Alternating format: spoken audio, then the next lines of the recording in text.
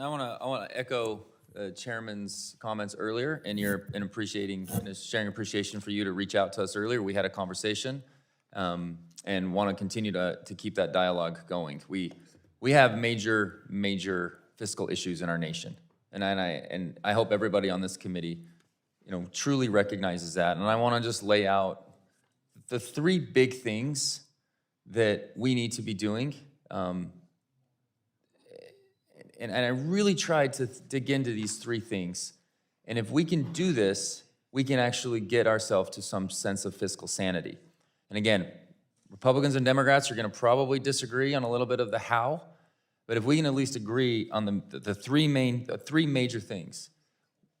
The first thing is to find wasteful spending, right? That is, to my opinion, the lowest hanging fruit in all of budgetary considerations, is to find wasteful spending.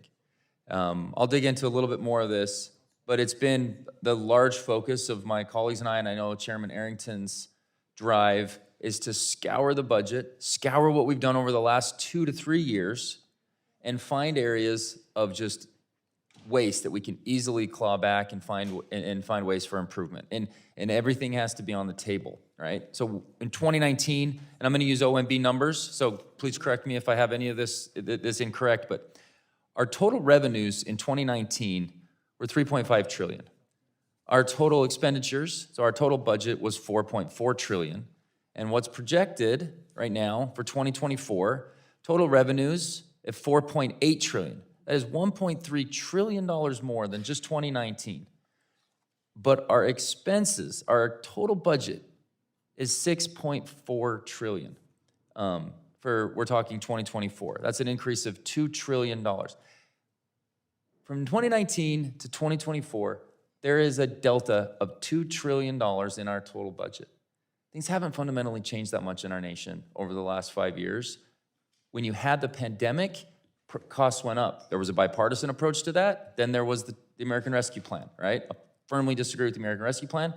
Democrats will even say that it ties to inflation. Okay, let's figure out a way to address that. It happened. Wish it didn't happen, but it happened, and we need to come back at it. We have an opportunity to find waste in our budgeting. Number two is the participation rate. The area that I'm really passionate about, and it's something that Utah always has a really good approach to, is finding ways to lift people out of poverty. If you're born in the lower 20% of socioeconomic numbers, status, you have the best opportunity in Utah to get into the top 20%. It's probably the thing I'm most proud about from being from my state. And it's because we incentivize work. We show the dignity of work is what builds lives. And we're not seeing that right now with what President Biden's doing.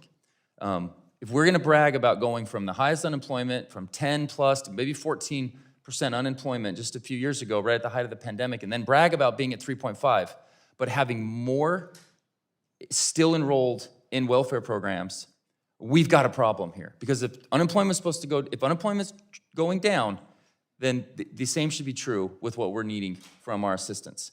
And there has to be a fix there, and so it's participation rate.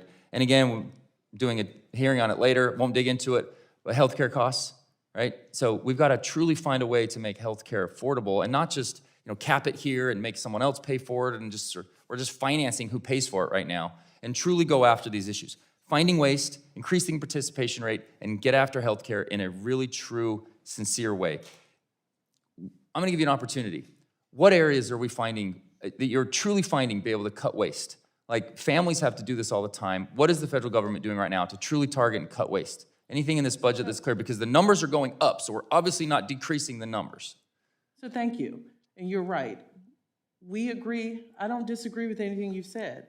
Where we have disagreement on what we consider wasteful, how you get people back into the labor market. So we do have disagreements there. I will point out something I pointed out earlier on that we have a choice about.